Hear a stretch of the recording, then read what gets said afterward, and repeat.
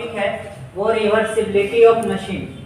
ठीक है, रिवर्सिबिलिटी का मतलब है कितना वो रिवर्स है। जैसे करा है कि sometimes a machine is capable to doing some work in the reverse direction after the effort is removed.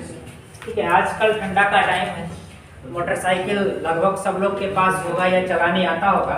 देखते होंगे कि अगर कभी आप किक मारते हैं, ठीक है, गाड़ी में अगर किक मारते हैं तो कभी कभी वो रिवर्स बैक करता है। ठीक है, वही है रिवर्सिबिलिटी। ठीक है, जब आप एफर्ट लगा रहे हैं और एफर्ट हटाने के बाद उधर से भी रिवर्स कर दे और गाड़ी आपका स्टार्ट नहीं होता है, वही है sometimes the machine is also capable of doing some work in the reverse direction. ठीक है, after the effort is removed such a machine is called reversible machine and its action is known as reversibility of machine। ठीक है, reversibility कहने का मतलब अगर आप effort लगा रहे हैं, जैसे कभी आप जब लैब कर रहे थे, ठीक है ना, तो एफर्ट लगाने के बाद, ठीक है, एफर्ट लगाने के बाद जाना चाहिए था क्या ऊपर। एफर्ट लगाने का मतलब कभी कभी देख रहे थे रस्सी साल के नीचे भी आ जाता था। तो लैब जब कर रहे हो तो इस बात का ध्यान दिए होंगे कि जब सिंपल मशीन एंड व्हील का जब कर रहे थे तो एफर्ट लगाए तो लोग ऊपर जाना चाहिए था, मगर कुछ कंडीशन रस्सी अगर सही डायरेक्शन में नहीं है तो वो कभी कभी नीचे भी आ जाता था। तो उस कंडीशन में बोलते हैं कि अगर एफर्ट को रिमूव कर रहे हैं और हमारा जो है एफर्ट रिमूव करने के बाद हमारा जो मूवमेंट है अपोजिट डायरेक्शन में हो रहा है, उस कंडीशन में मशीन क्या है, रिवर्सिबल है। और उस हम लोग कंडीशन को, उस एक्शन को हम लोग रिवर्सिबिलिटी ऑफ मशीन बोलते हैं। अब कहता है कि क्या है कंडीशन, क्या है कंडीशन रिवर्सिबिलिटी का, या कैसे कह सकते हैं कि वो मशीन रिवर्सिबल है कि नहीं। ठीक है, उसके लिए हेडिंग डालिए condition of reversibility of machine, जिसमें हम लोग जैसे मान लेते हैं कि एक मशीन है, मानते ही हैं हम कि जो हमारा मशीन है वो क्या है, रिवर्सिबल है। कुछ condition for the reversibility is required to be found. ठीक है, अब देखो कोई भी मशीन होगा, सिंपल मशीन में जब भी बात करेंगे तो W का करेंगे, P का करेंगे, Y का करेंगे और X का करेंगे। तो ये चीज तो हमारा रहेगा कि W हमारा लोड है, P हमारा एफर्ट है, Y हमारा डिस्टेंस मूव्ड बाय एफर्ट है और X distance moved by load. ठीक है, उसके बाद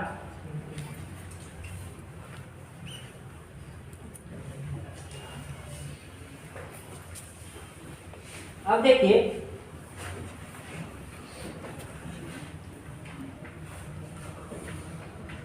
अब है कि ये तो हमारा था P हमारा एफर्ट होता है, W हमारा लोड होता है, Y हमारा डिस्टेंस मूव्ड बाय एफर्ट होता है।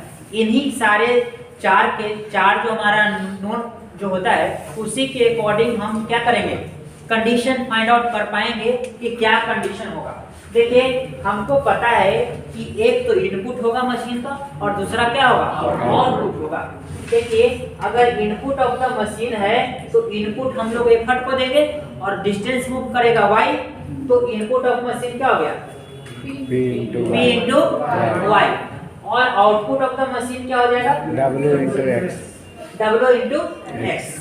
हम बात समझते हैं कि इनपुट हम दिए हैं और आउटपुट दिए हैं, और हम कह रहे हैं कि जो इनपुट देंगे वो आउटपुट में नहीं मिलेगा, मतलब कुछ लॉसेस होगा। और लॉसेस किसके कारण होता है, फ्रिक्शन के कारण। ठीक है, फ्रिक्शन ही ऐसा जालिम इंसान है जो हमको जो टारगेट होता है वो पहुंचने नहीं देता। ठीक है, जो हम टारगेट रखते हैं कि नहीं हम पहुंच पाए, वो हमको पहुंचने नहीं देता। फ्रिक्शन सबसे बड़ा बीमारी है। इंजीनियरिंग सेक्टर में देखा जाए तो वो ऐसा है कि हर जगह अवेलेबल है। आप बैठे हैं वहाँ भी है। ठीक है, अगर आपको लग रहा है कि हम बैठे हैं वहाँ नहीं है तो जबरदस्त है, इसीलिए बैठ भी पा रहे हैं, नहीं तो पीछे। ठीक है, फ्रिक्शन के कारण ही आप बैठ रहे हैं या वो चल पाइएगा, अदरवाइज अगर वो नहीं रहता ना तो नहीं चल पाते। मगर अभी मत बोलिएगा कि सर पैर नहीं रहता तो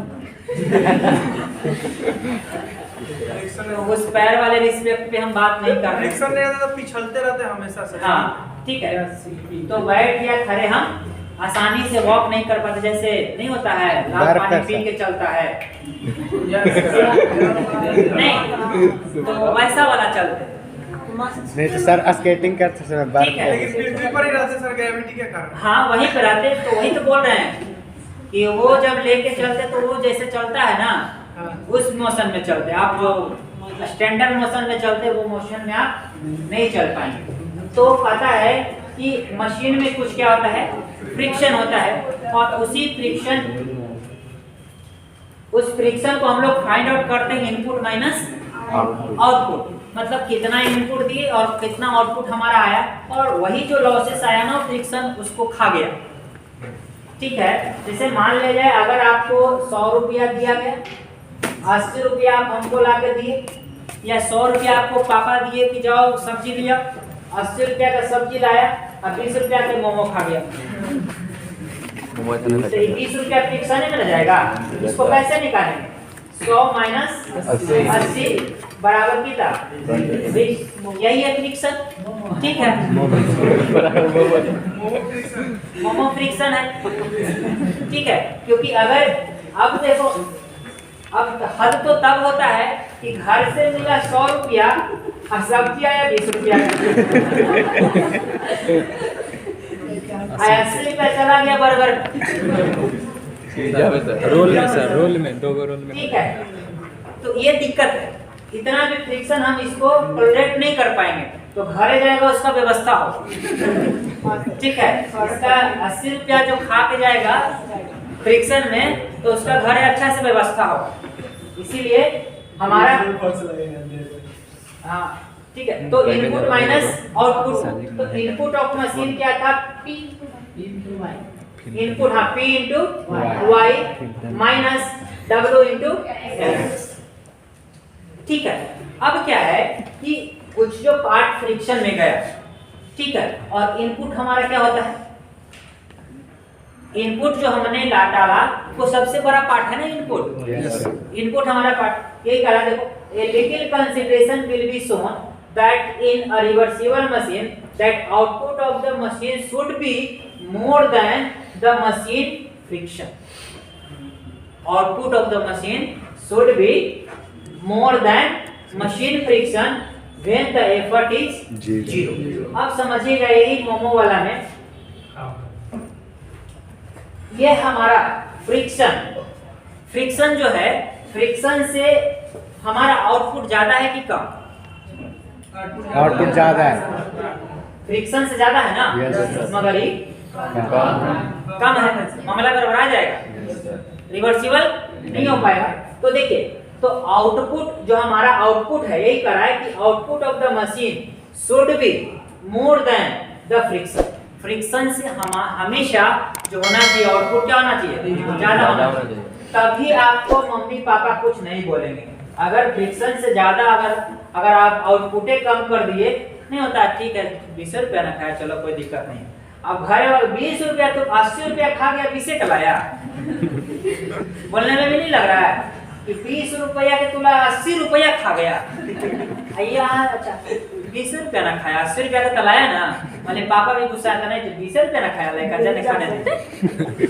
मगर ये 80 वाला में दिक्कत, इसीलिए अगर रिवर्सिबल का कंडीशन है तो आउटपुट फ्रिक्शन से क्या होना चाहिए? ज्यादा होना चाहिए।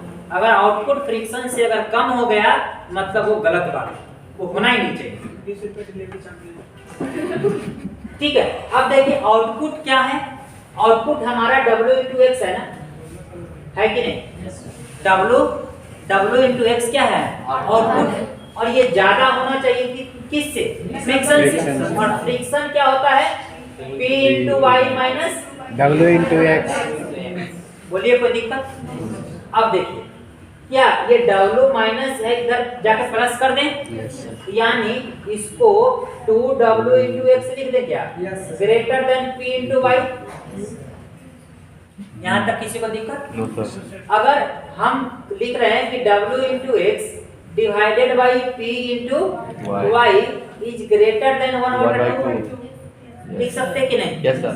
या W बाई P हमको पता है, W बाई P क्या? Mechanical advantage. और इसको हमको x बटा y तो नहीं पता, हमको y बाई x पता है, तो y बाई x क्या हो जाएगा? भैया ग्रेटर देन कितना? 1/2 ma बाई vr क्या होता है? Efficiency of a machine. Efficiency greater than कितना? 1/2 1/2 और 1/2 को क्या बोलते हैं? 50%.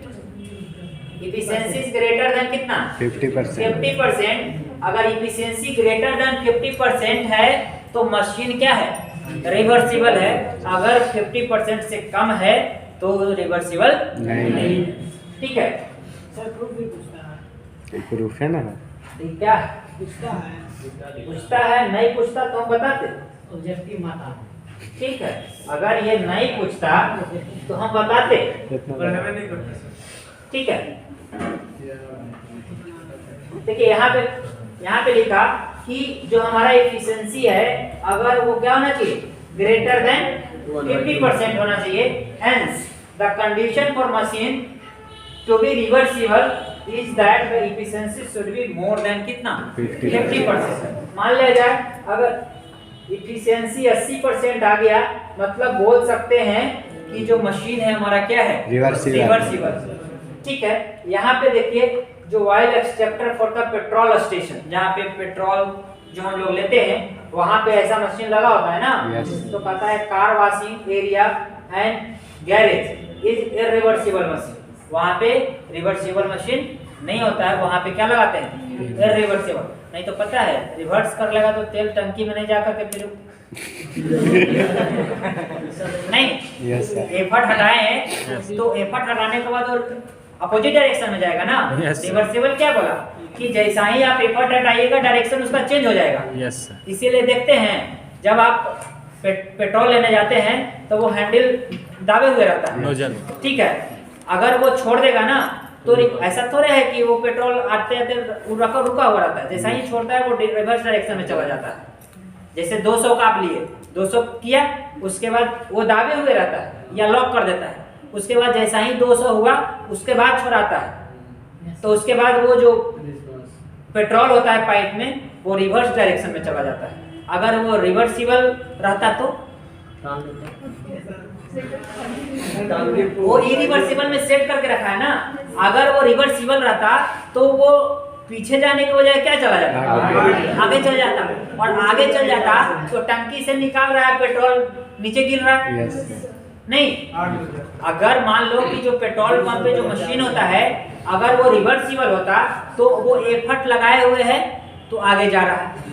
अगर एफर्ट घटा दिया तो वो बैक चला गया, मगर वो मशीन क्या है अभी? इरिवर्सिबल। मगर रिवर्सिबल रहता तो वो तो आगे फेंक देगा ना। Yes. जैसा ही पीछे जा रहा है और एफर्ट हटा देंगे तो पेट्रोल आगे की ओर जाना चाहेगा और आगे के जाएगा तो वो वेस्टेज में चला जाएगा। इसीलिए जो हमारा गैरेज होता है या ऑयल एक्सट्रैक्टर होता है उसमें हम लोग इरिवर्सिबल मशीन यूज करते हैं, रिवर्सिबल मशीन यूज नहीं करते। सर पेट्रोल फेंकेगा तो कोई सीमित ना फेंकेगा। स्प्रिंग में भी वही काम करता है स्प्रिंग। ठीक है, तो ये था हमारा कंडीशन फॉर रिवर्सिबिलिटी। ये प्रूफ में भी आता है। ठीक है, ये हमारा प्रूफ में भी आएगा कि डिराइव द या एक्सप्लेन द या derive the expression for condition for reversibility. Condition of reversibility क्या होता है? आप ऑब्जेक्टिव में भी पूछेगा कि ये मशीन इज रिवर्सिबल। ऑप्शन में रहेगा efficiency is greater than 50%, less than 50%, equal to 50%, none of this. ठीक है, Greater than तो उस 50%. कंडीशन में हम लोग बोलेंगे कि अगर मशीन रिवर्सिबल है तो उसका जो एफिशिएंसी होगा ग्रेटर देन 50% होगा। ठीक है, थैंक यू।